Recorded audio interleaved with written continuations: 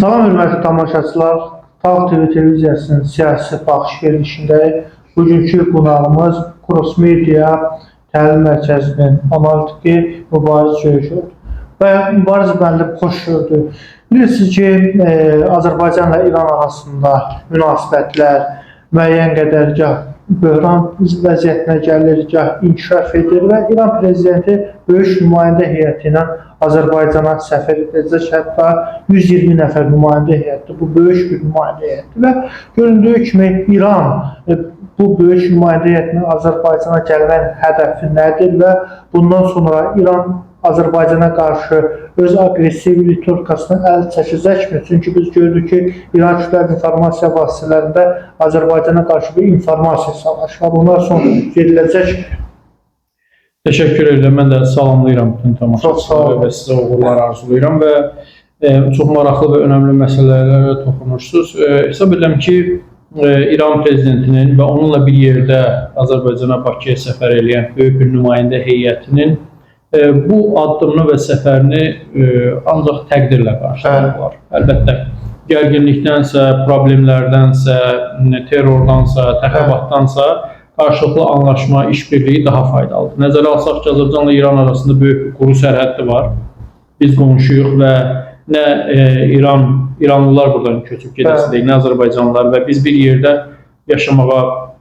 yaşamalıyıq da, anlaşmalıyıq da. Bu baxımdan mən səfəri müsbət qiymətləndirəm. Amma bu davamlı deyək ki, müsbət tendensiyalı məsələlər olacaqdır. Bu səfərdə əldə olunan razılaşmaların icra prosesi və müsbət meyillərdən olan bir proseslərin biz şahid olacağıq. Bunu söyləmək çətindir.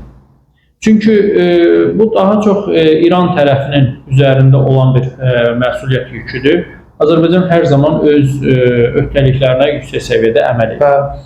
Sadəcə təəssüf ki, İran tərəfi və İranda da xüsusən radikal qruplar, onların bəziləri birbaşa hökumətdən dəstək alırlar və yaxud da hökumətə bağlı qruplar kimi çıxış edirlər. Biz bunları yaxşı bilirik.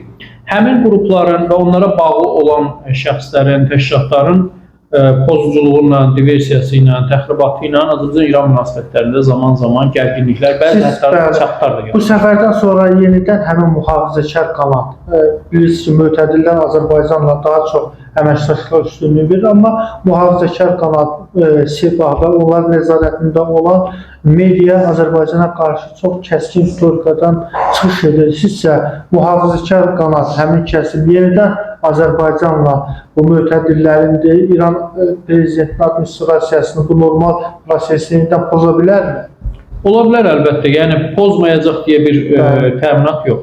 Heç kimsə buna təminat verə bilməz. Çünki biz bu cür səfərləri, hətta mən sizə deyim ki, bundan da isti münasibətlərin biz şahidi olmuşuq, yaşamışıq və daha sonra da ardınca gərgin notlara köklənən proseslər baş veribdir. Ən pik nöqtəsi də təbii ki, Azərbaycanın Tehrandakı səfirliyinə edilən hücumdur və digər bu kimi addımları biz müşahidə edirik. Bu baxımdan bu səfərdən sonra da ola bilər, buna olmayacaq deyə təminat yoxdur. Nəinki buna mən və ya siz təminat verə bilməzsiniz, nəinki buna Azərbaycan dövləti təminat verə bilməz. Heç bunu belə görürəm ki, İran dövləti də təminat verir. Çox maraqlıdır, oradakı maraqlı məqamata toxundunuz. Azərbaycan səfirinə terrorçu hücum edən, onu cəzalandırmadan. İndi məlumat yayıblar ki, güya xəstədir. Xəstə bu günahkarlıqdan azad oluna bilərmi? Yəni, çox maraqlı bir proses var. Bilirsiniz, Azərbaycan prezidenti bununla bağlı məsələlərə münasibət bildirərkən mühürünü vurubdur demək olar ki. Və elə prezidentə istat gətirmək və istinad eləmək məncə yetərlidir. Həmin şəxsin ruhi xəstə olması ilə bağlı rəy verdilər. Amma həmin şəxs hadisədən dərhal sonra televiziyalarda müsahibə verirdi, açıqlamalar verdi. Yəni, bu necə ruhi xəstədir ki, bu hadisələr baş verir. Və dərhal bunu siz necə müəyyən etdiniz, bunun ruhi xəstə olması ilə bağlı bu prosedur keçilməli idi və s. Yəni, belə bir-birinə zidd qərarlar falan bu məsələlər bizdə bir daha əminlik yaradıbdır ki, və başqa da orada çox sayılı məsələlər var. Bunlar dəfələrlə müzakirə olunub, Cənab Prezident münasibət bildirib, Azərbaycan qurumları, şəxsləri, bu geniş təhlil olunubdur. Bütün bu məsələləri təhlil edilən sonra bunu qənaətə gəlsin ki, bunlar təsadüfən olan məsələlər deyil. Bunlar planlaşdırılmış bir məsələlərdir. Burada ya İran dövləti birbaşa iştirak edir, ya İran dövlətinin nümayəndələri bu və digər formada iştirak edirlər. Çünki bu başqa cür bunun məntiq və ağla sığmır. Və mən bundan çox təəssüf edirəm. Hesab edirəm ki, bu yanlış bir addımdır. Mən İran prezidentinin davranışlarını müsbət qiymətləndirirəm. Düşünürəm ki, o bu gərginlikləri, bu gərgin məsələləri aradan qaldıra bilər, qaldırmalıdır. Zəngəzur məsələsinə də bağlı qaldıra bilər. Əlbəttə, yəni Zəngəzur dəhlizi olsun, Zəngəzur dəhlizinə paralel İrandan keçəcək bir yol, İranda onu Araz yolu adlandırırlar. Olsun, yəni fərq eləmir necə adlandırırlar. Yəni bu cür önəmli layihələrin həyata keçməsi lazımdır, bu işləri görmək lazımdır. Mən İran prezidentinin bu məsələdə səylərini təqdir edirəm. Hərgah bir ümid azdır içimdəki, yəni bunları bacara biləcəklərmi. Çünki İranda prezidentə və Xarici İşlər Nazirinə qarşı nə bilim, yəni bəzi fikirlər də səslənir ki, bu təşkil olunmuş məsələ idi. Yəni o cür hadisə baş verdi, qəza baş verdi və həlak oldu. Yəni belə görünür ki, bu məsələlər orada adi halat çevrilir. Terror, təxribat, bozuculuq hadisələri. Mən bunların əleyhinəyəm. Mən hesab edirəm ki, Azərbaycan nə qədər İran Azərbaycana lazımdırsa, o qədər də Azərbaycan lazımdır.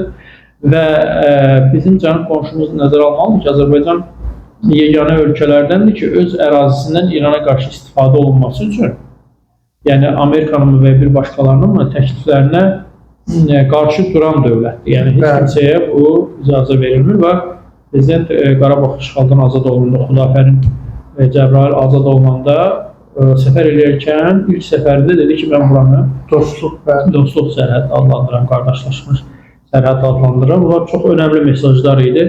Bunların da cənub qonşumuzun da, yəni həmin o radikal qüvvələrini də dərk edib reallığı düzgün qiymətləndirməsi lazım. Bir də Mübariz müəllim, Ermənistanda baş nazir verirsə artıq Konstitusiyanın Ermənistanın inkişafına, müstəqillik bəyannaməsində Ermənistanın inkişafına problem olduğunu vurguladı. Demək ki, Azərbaycan bu şərtini qəbul edir. Amma görürük ki, radikallar, xüsusilə keçmiş prezident Sarkisyan yenidən meydana çıxır və hakimiyyətə meydan oxuyur. 2026-cı ildə bu Paşinyan devriləcəyini qeyd edir, əsas plan olduğunu vurğulayır. Yəni də Qarabağ məsələsini ortaya atır. Paşinyan da deyir ki, Qarabağ hərəkatına artıq Ermənistanda yeri yoxdur. Sizcə, Sarkisyanı hansı ölkə, məsələn, bəzən onlar Rusiya ilə daha yaxın olublar, Rusiya dəstək verərmi? 2026-cı il seçkilərdə yenidən Sarkisyana bir stavka qoysun, Rusiya sülh prosesini əngəlləsin, Nikol Paşinyana ciddi təzyiqlər etsin, Konstitusiyanın dəyişməsi prosesində referenduma bir əngəl yaratsın. Ola bilər, yəni nəzəri baxımından mümkündür Sarkisyana da dəstək, Köçəryana da dəstək verməsi və yaxud onları birləşdirərək meydana çıxartması. Yəni bu cür cəhdlər və addımlar Rusiya tərəfdən ola bilər, amma bu məsələlərin Paşinyana, onun belə deyək də, seçkidəki o davranışlarına və onun o imkanlarına təsir edə biləcək gücü azdır. Məsələ o deyil ki, Paşinyan Sarkisyandan daha güclü siyasətçi və yaxud da ki, çox parlaq siyasətçidir. Məsələ ondan ibarətdir ki, Sarkisyanın təklif etdiyi məsələlər ermənilər üçün sonu görünməyən bir məsələ kimi görünür. Yəni, nə təklif edirlər? Radikal davranışlar. Sonu nədir? Azərbaycanla müharibə və erməni xalqı, hesab edirəm ki, Azərbaycanla müharibənin, Azərbaycana qarşı durmağın nə olduğunu artıq yaxşı bilirlər. Və onlar 2020-ci ildə aldıqları dərsi, mən düşünürəm ki, nəinki 100 il, 100 illərlə də keçsə, unutmayacaqlar. Sarkisyan bunu təklif edir. Hətta mən sizə deyim ki, bir müddət əvvəl Keşiş Qalstanyanın da yəni bir yürüyüşü olmuşdu Paşinyana qarşı. Paşinyan da buna bir növbəmdə icazə verdi. Onlar məğlub olacaq da görünür. Yəni, onlar Paşinyana məğlub olmadılar. Onlar əslində Azərbaycana məğlub oldular. Onlar İlham Əliyevə məğlub olurdular. Çünki erməni xalqı görür ki, yəni qarşısında dayanan güc kimdir, nədir, hansı gücdür və növbəti bir müharibə cəhdləri çox təəssüf ki, Paşinyanın yanında hazırlıq görür. Bu çox böyük bir fəlakət apara bilər. Sarkisyan da ancaq bu məsələləri təklif edir, başqa heç bir şey təklif eləmir. Ona görə də onun Paşinyanı məğlub edə biləcəyi çətin görünür. Düzdür, Paşinyanın reytinqi əvvəlki illərə baxanda zəifliyibdir. Bu da onun qeyri-stabil siyasətçi olmasından irəli gəlir. Yəni, baxırsınız, Azərbaycanla bağlı da, sülh sazişi ilə bağlı da hər dəfə bir fikir səsləndirir. Eyni şəkildə də ölkəni idarə etməsidir. Daxili auditoriyanın qurduğu ünsiyyətdir. Sosial siyasətin təhsildir, yəqin ki, biz məsələlər deyil də geosiyasət və siyasi məsələlərlə baxır və orada da uğursuz çalışmaları onu xalqın arasında nüfuzdan salır, amma o qədər deyil ki, Sarkisyan və digərləri qalib gəlib nəticə əldə edə bilsinlər. Bu günləri bu görünür. Aydındır. Bilirsiniz, Azərbaycan-Ermənistan məsələsi, sülh müqaviləsi təkcə bu ölkələrin siyasi iradəsindən asılı olan bir geopolitik bir məsələnin də tərkib hissəsidir və Rusiya da burada maraqlıdır. Amerika Birləşmiş Ştatları da regionda marağı var və ABŞ-la Rusiya Ukrayna məsələsi ilə bağlı Londonda görüş keçirəcəklər və orada atəşkəsin əldə olunmaması, yəni bu proseslər birbaşa regionumuza da təsiri var. Sizə bu Londonda növbəti görüş keçiriləcək və Rusiyanın da şərti ondan ibarətdir ki, 5 Ukrayna regionu Rusiyanın ərazi bütövlüyü kimi tanınsın. Sizcə Donald Trump buna gedəcəkmi? Əgər bununla bağlı Zelenskiyə ciddi təzyiqlər edəcəkmi? Atəşkəs naminə növbəti sülh müqaviləsi istiqamətində Zelenski 5 regionu Rusiyanın ərazi bütövlüyü tanınsın. Yəni, London görüşlərində atəşkəs əldə olunması mümkündürmü? Ağır şərtlərdir, amma Ukrayna üçün başqa seçim və çıxış yolu yoxdur. Yəni, Rusiyanın ərazisi kimi Ukraynanın tanıması, hətta deyim ki, Trump'ın da tanıması inandırıcı deyil. Yəni, rəsmən belə bir çıxış etmək bu çox böyük bir amma nümayəndəsi dedi ki, 5 region məsələsində biz danışılaraq. Yəni, müxtəlif formalar var. Yəni, formalar düşünə bilər. Nəticə amma siz deyən kimi olacaq. Yəni, o ərazilər Rusiyanın işğalında qalacaq. Çünki Rusiya tutduğu ərazilərdən çıxmaq üçün tutmayıb ki, bu qədər müddət müharibə gedir. Rusiya iqtisadiyyatına, hərbisinə, insan resurslarına bu qədər zərbə dəyib. Yəni, bunları bugün tutum, sabah qaytarım deyən məsələsinə görə müharibə getmirdi ki, bunları tutum və saxlayayım deyə gedirdi. Ona görə də bu Rusiyanın nəzarətindən çıxmayacaqdır, qalacaqdır. Yəni, buna indi müxtəlif adlar, müxtəlif formalar verəcəklər, orada bəziyib düzələcəklər məsələ. Amma nəticə budur ki, Ukrayna xalqı çətin bir situasiyaya gəlib çıxıblar. Onun torpaqlarının bir hissəsini Rusiya işğal edib, digər hissəsində təbii sərvətlər qismində Amerika işğal eləmək mərhələsindədir və böyük güclər arasında Ukrayna bölüşdürülür. Buna rəsmiləşdirilməsi qalıb bu məsələlərin. Hesab edirəm ki, kimin nə deməyinə asılı olaraq bu Zelenskinin yanlış siyasətinin həm də nəticəsi oldu. Əlbəttə, bu Putinin işğalçılığına və təcavüzkar siyasətinə haqq qazandırmaq məsələsi deyil, amma Ukrayna hakimiyyəti Zelenskiyə başda olmaqla çox böyük yanlışlığa yol verdilər və görürsünüz, vəziyyət çətin bir situasiyaya gəlib çıxıbdır. Ukrayna üçün çox çətin dönəmlər başlayıbdır. Amerika ona ən böyük dəstək verən Amerika idi. Amerika şərtlərlə danışır. Yəni, bütün təbii sərvətlərini mənə ver və mən sənə indiyə qədər ödədiyim məsələləri borc hesab edəcəm, bu borc qaytarmalısan və Ukrayna bugünlər müharibədədir. Yəni, müharibə şəraitində Amerika artıq belə bir müzakirələr başladı. Ona görə də Londonda və yaxud başqa bir yerdə Amerika ilə Rusiya arasında Ukrayna ilə bağlı məsələ ancaq öz maraqlarını təmin etmək üzərindən olacaqdır. Burada Ukrayna xalqına və dövlətinə müsbət heç bir məsələ yoxdur. Və hesab edirəm ki, Ukrayna kimin nə deməyindən asılı olmayaraq, Ukrayna və onun lideri belə daha məsələlərdə Azərbaycandan və onun liderindən nümunə götürməlidir və biz ən ideal şəkildə bu problemləri əldə etmiş olduq. Yaş bu Avropa dövlətləri bu məsələdə bilirsiniz danışıqlar məsələsinə kənar saxlanılır və Avropa dövlətlərinin də burada iştirakı və mövqeyi də xüsusi əhəmiyyət kəsb edir. Yəni Rusiya, Ukrayna məsələn razılaşdılar məsələn, amma burada Avropa dövlətləri də mövqeyi nəzərə alınmayacaq səviyyəsində deyil. Əlbəttə, yəni Avropa dövlətləri burada Britaniya, Fransa, Almaniya Ukraynaya dəstəyin davam etdirilməsindən yanadırlar, tərəfdar çıxırlar, bu cür çıxış edirlər. Amma onların dəstəyi də müharibədə, münaqişədə, zəfər xəttində əsaslı bir dəyişikliyə gətirib çıxartmır. Mən sizə deyim ki, Amerikada, Vaşinqtonda Zelenskinin Trumpla uğursuz görüşündən sonra Kurskda Ukrayna ordusu geri çəkildi.